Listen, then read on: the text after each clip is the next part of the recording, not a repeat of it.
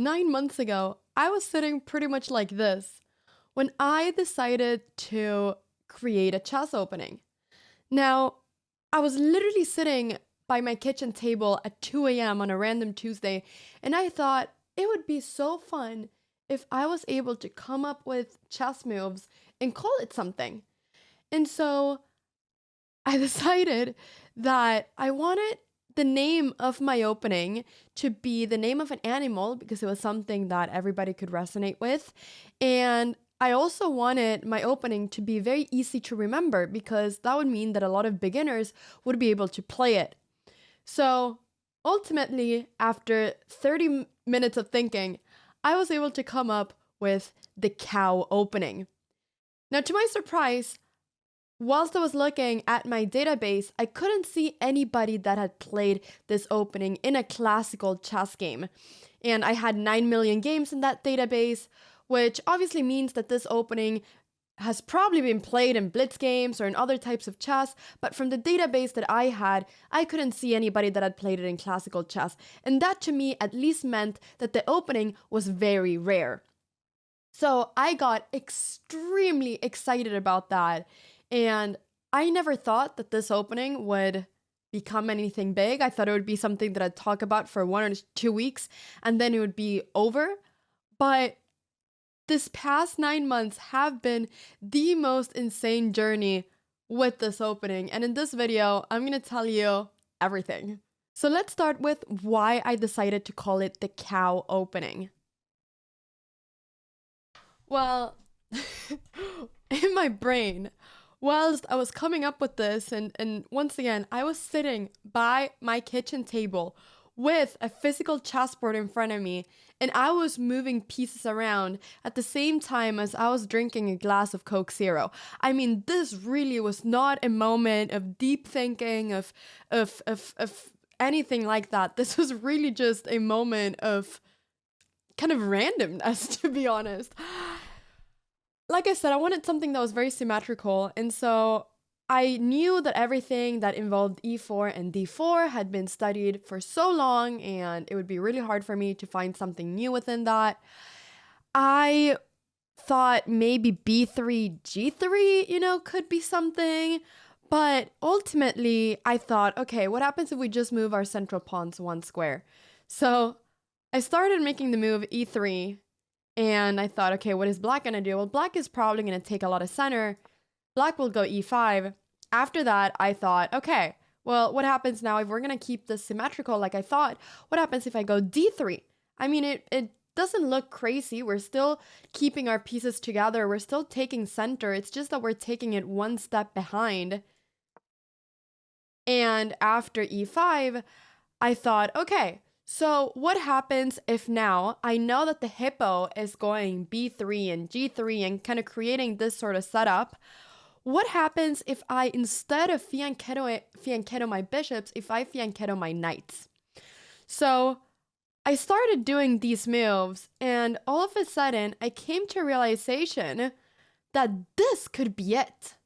That was what I thought. It looked ugly to me to have the knights on the side of the boards because obviously moves like h5 can easily kick away these, or a5 can kick away this knight. But I thought, okay, Anna, here we have a hippo that is with the knights instead of with the bishops. So I thought that this opening, because it was only 6 moves, I was sure that I would find a lot of games with this. But after seeing this on the chessboard in my kitchen, I decided to take my laptop and put this into ChessBase to see how many times this had been played. And like I said, when I saw 0 games in classical, rated chess tournaments, I was like, what is this? These are 6 moves. How has this not been played? I looked at the eval bar, and the eval bar was saying that this was around 0.5 for black. So the eval bar was saying that this was slightly better for black, but not that much. And if you do not believe me, I will show you right now. Here we go. Here we have the evaluation. Here we have the eval bar and stuff. And yeah, it's saying that it's 0.5 for black, which obviously is not great. I mean, you're starting with white. You want to take an advantage with white, but I just thought this is not that much of an advantage for black. This is very playable. So I decided that, okay, this could be something. And what I did was that after I saw these moves, I decided, okay, Anna, time to come up with a name. And so, like I mentioned before, I was trying to resonate with what animal this could be because I knew this had to be something that everybody knew. I had to call this a word that everybody around the globe could understand. It couldn't be something like, I don't know, what is a fancy word? What is a fancy word?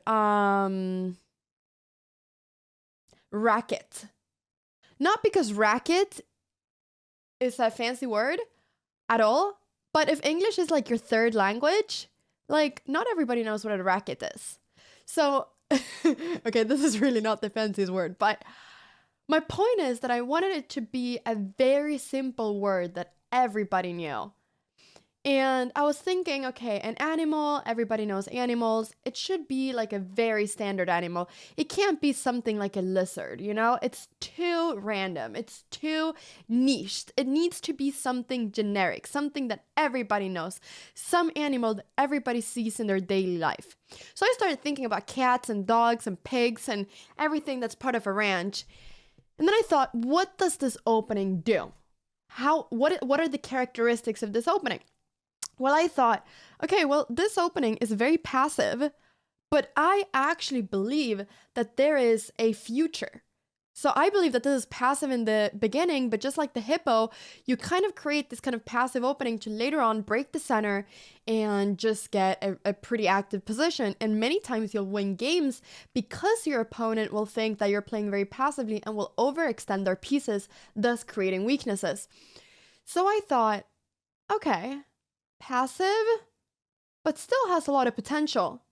And then, literally, like this really sounds crazy, but then the story of Ferdinand came into my brain. And if you don't know what Ferdinand is a story about a bull which is the male cow, right? Yeah, which they show in Sweden every Christmas because we watch cartoons on Christmas here in Sweden. And the story goes that Ferdinand is a bull that is very calm. He's just sitting under a tree, smelling flowers, and he's having the time of his life. But then one day, a bee stings him, and he starts running, and he starts going crazy, and everybody's scared of him. And he unleashes this kind of beast within himself. And later on, later on, they throw him into a bull, you know, like with a matador and stuff. So they throw him there and they want to, they want him to put up a show and everything, right? But he's just not stung by the bee anymore. He's just his calm, passive self again. And then, well, that's pretty much the sting of the story or whatever you say. But the point here is that I saw this opening as being very passive in the beginning, but at some point your opponent will overextend their pieces, and that will be the bee sting. That will be what will unleash this kind of super good chess player within you, and then you will go on and prove everybody wrong and win the game. And when I thought about this story, I immediately thought this could be called the bull, but the bull was too difficult of a word and it didn't sound that great. And I thought, if English is your fourth language, if English is not your primary language, bull is not an easy word to know. It's not one of the first words you learn in English. You go red, blue, yellow, orange, pig, dog, cow. And so I thought, okay, let's call it the cow. Maybe the bull could be some crazy variation in the future. Obviously, I never thought that would be true. But so very proudly, the day after, I made a video called I Invented a New Chess Opening, the cow opening, right? And I was showing this on stream and it wasn't really getting a lot of traction. I mean, like, people were kind of laughing about it and they were like, Anna, what are you trying to do? This opening sucks. This is like not anything. But I made a few videos about it and I played it for a bit, for like a month or two. And it kind of became this thing within my channel. However, the story truly begins the moment that one of the world's biggest streamers who averages, some like 20,000 viewers when he's streaming, called Tyler One, was part of PogChamps. And whilst he was studying chess for PogChamps, he ran through this short that I did. And in this short, I basically say that this opening works no matter if you're playing with white, no matter if you're playing with black. And with that, I meant that this is a system that you can play with both colors. However, Tyler One took that literally, and he decided that he could probably win every single chess game with this opening because I said that it works for both colors. So he started playing the cow opening non-stop. After PogChamps, he started as like a 200 rated chess player. After PogChamps, he would go on to do one of the greatest chess months in history, or chess runs in history, where he would play chess for 10, 12 hours a day, having thousands of viewers watching him. And everything he would do is that he would play the cow opening. And it would go to the point where people would think that he was the one that came up with it. And he even created a really famous emote in his channel that was the gif of playing the cow opening, which is just putting these pawns up and then the knights going here. And when I saw this, I couldn't believe my eyes. One of the world's most famous streamers is playing the cow opening, the opening that I came up with a few months ago. I thought this was crazy. And I just thought, okay, like, now this is getting really popular. And it did. All of a sudden, the cow opening exploded in popularity. People started really playing it, and it really became an online meme. But this was until a week ago when it was not a meme anymore. Ladies and gentlemen, I don't even know what to say. I will literally not lie to you. I started crying when this happened the other day, and you may call me exaggerated, but this I thought was the craziest thing in my life. You see, I basically just went e3, e5, d3, d5, and then I saw that the cow had become an official opening on chess.com. Like, when you play it, it says that you're playing the cow. Like, this opening that I had literally just thought about in my kitchen table at 2 a.m. whilst drinking a glass of Coke Zero was now, like, printed on the world's most famous chess website. I mean, this was to me just absolutely crazy. But it wasn't just the fact that my opening was printed here. It was the fact that now, after playing 2 chess moves, e3 and d3, this is called the cow. I don't think you understand how difficult it is to get an opening this early on in the game. I mean, there's a lot of people that could play e3 and d3. And now on the world's biggest chess website, this is official theory. Are you serious with me? I thought this was absolutely incredible. I couldn't believe it. And so what I did is that I decided to go into openings, into the actual tab of openings, and then I searched for the cow. And here we have it. This is the book theory of the cow. There's so many variants. There is just pushing your pawns one step. There is getting your knights out. All of these different variants are the cow. But not only that, they even implemented the bull variation, which was a video that I did a while ago, also calling it the bull variation. I couldn't believe my eyes. This little joke that I had in my head was now official theory.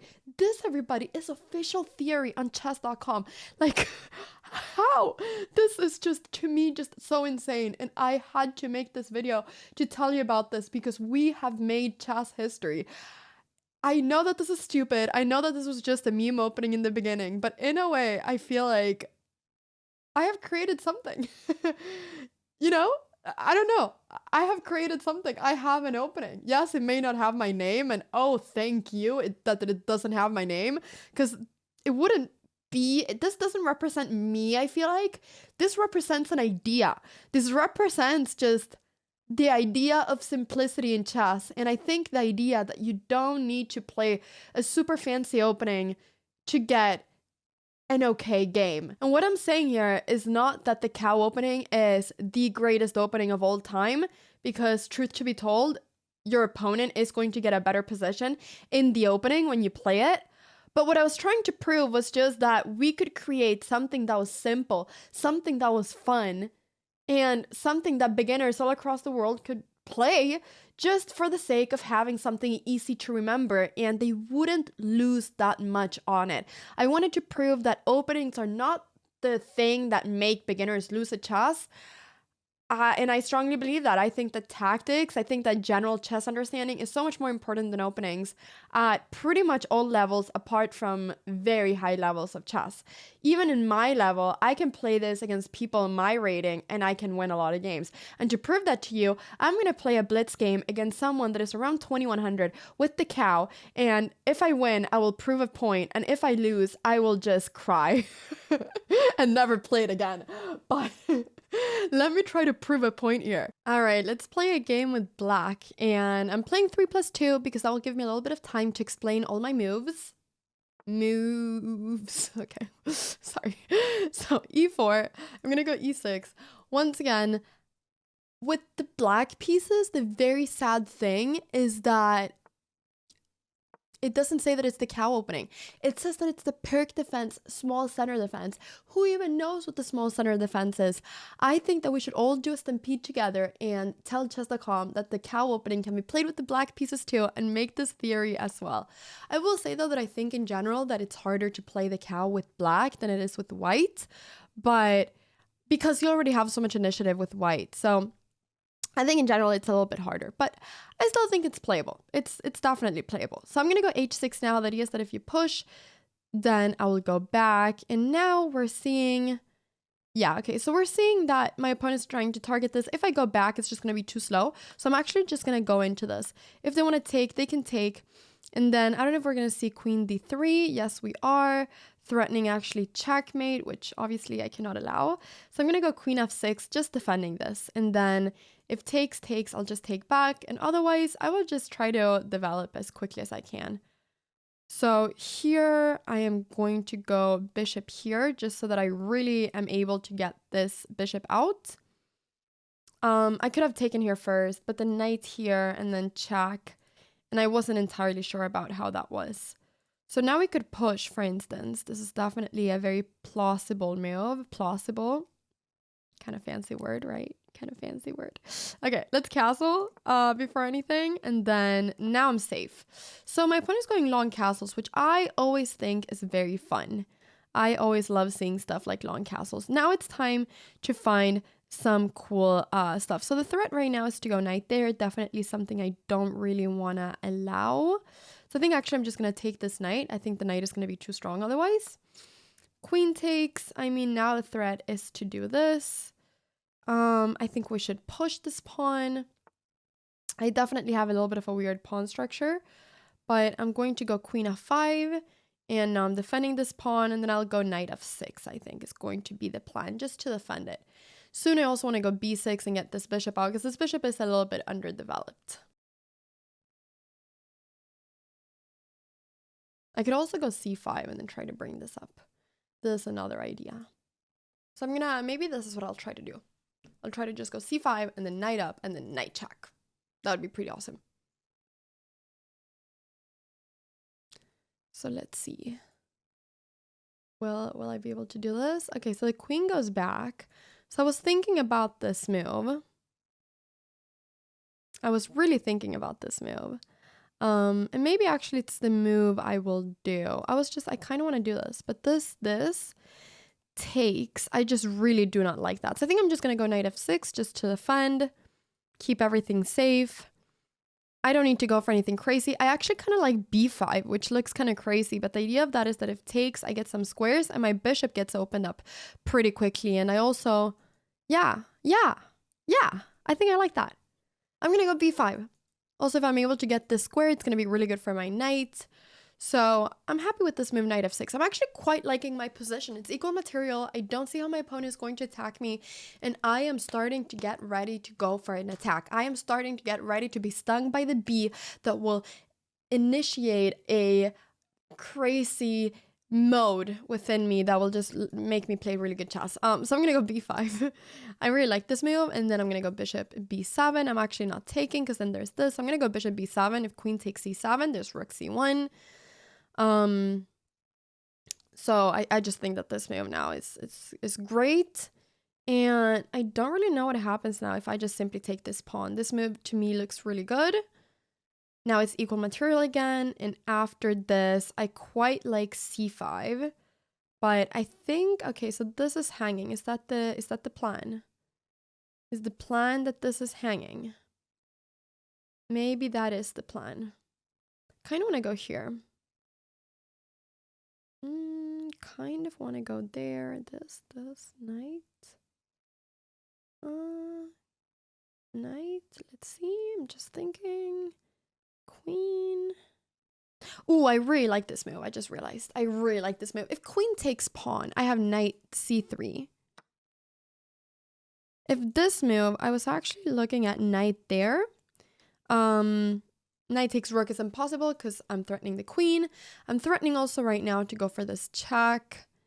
And so we are seeing this move, which already wins. Does it win anything? I think it does. Wait. Let's see. Let me calculate. So, knight here. Yeah, this doesn't win anything, so I can't do that. So the only move that really comes to mind is to go for this move, check. And then I think rook takes was the idea of my opponent. And then I'm going to take here in between. Takes. And then I'm going to take here, and I'm threatening this rook right now. And the rook moves, and I think I'm just simply going to go rook here. And I don't really see exactly how I'm not just an exchange up. I think I'm just an exchange up right now, which I'm very excited about. So this has to be good for me. Yeah, this has to be good for me. So what did we see? We saw this move. This. I mean, I think I'm going to start with this just to threaten the bishop. See where the bishop goes. And then I'm going to go rook b8 is going to be the idea. If knight here, I'm actually am I going there? Let's see. I don't really want to mess up. Actually, I'm just going to go rook here just to, yeah, threaten this. And then I'm going to go rook here. The idea now is that the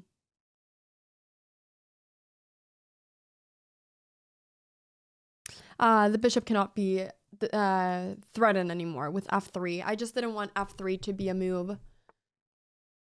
So this, I am quite low on time, which is, I mean, stressing me out a little bit. I think I'm gonna go h5.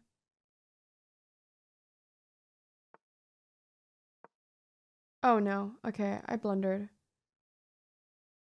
I blundered. Oh no. Oh no. Okay, I will have to take with the bishop.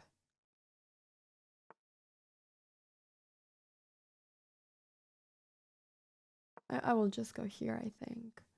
Oh, I definitely blundered. That's very sad. Okay, we're not losing on time yet. Maybe later, but not yet.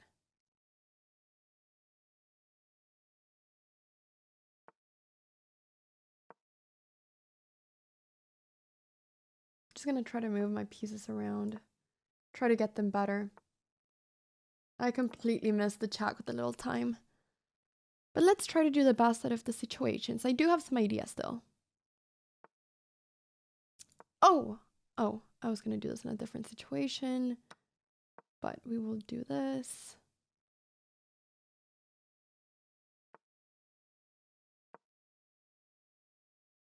This is going to be very double-edged. Probably bishop f8, but then I'll take this. It's going to be very double-edged because this pawn is going to be so strong. So I'll take here. And then we will see what happens. Thinking of 7.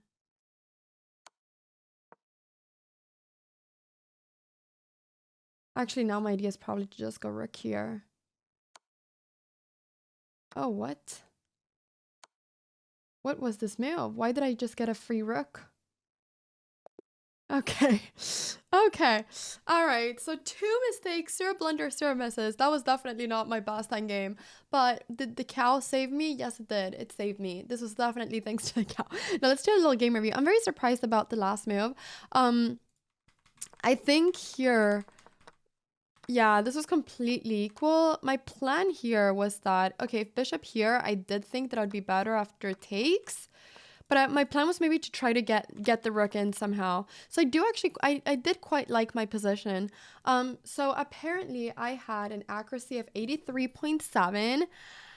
I played like a 2250, so I am not mad about that. I am not mad about that. So let's go ahead and analyze the game. So let's see where my mistake was. E6. Okay, I just really quickly want to see where my mistake was because the chess game shall be played. Wow, learning your mistakes. After the opening, everybody, it is actually, I have such a great position out of the opening. Look at this. Like, my opponent got so excited, but I just had a really strong position out of the opening. So here I should just take, and I was scared of knight e4, but I just go queen f7, and it's almost -1 for me after 10 moves. This is a fantastic advantage. So my cow just turned out amazing. Wow, and then here, I was just probably better for a long time. B5 is a really good move. I'm so proud of it. The bishop b7 was a mistake. I should go a6 and open up for the rook. Wow. Okay, and then obviously, yeah. Here, things went a little bit wrong, but then I was able to win the exchange, and then, yeah, things went a little bit wrong. But I was still kind of better in the endgame, I think. Or at least at the very end. Here, I thought that I had played it quite nicely, and I was able to get a nice position. But this move, I don't know what happened. I think my opponent panicked. But anyways, with this video, what I've wanted to show is, honestly, just play whatever you want and have fun with chess. If you want to play the cow opening, play it. If you want to play something else, play that. I truly do not think that chess is all about the opening or about theory. I think that chess is about understanding the game and understanding tactics, and especially at lower levels, obviously. So I'll probably get a lot of people that are mad at me for spreading a terrible opening, but even my parents laugh when they see this now. I mean, it's just, chess is supposed to be fun, and chess can be whatever you want it to be, but I think to me, chess is just supposed to be fun and something that I really enjoy playing. So if you want to play the cow, let me know how it goes. And like I said, I am just incredibly happy that the cow opening is official theory on chess.com now. It's a dream that I never thought would happen. We have made history, everybody. And I couldn't have done it without you. You are the ones that have played the cow and made us do a little stampede on chess.com and make it seen amongst the people in charge, and they have now added it. So thank you so much, everybody, for playing the cow. Keep on playing it and let me know how it goes in the comments down below. Have a fantastic rest of your day, and moo!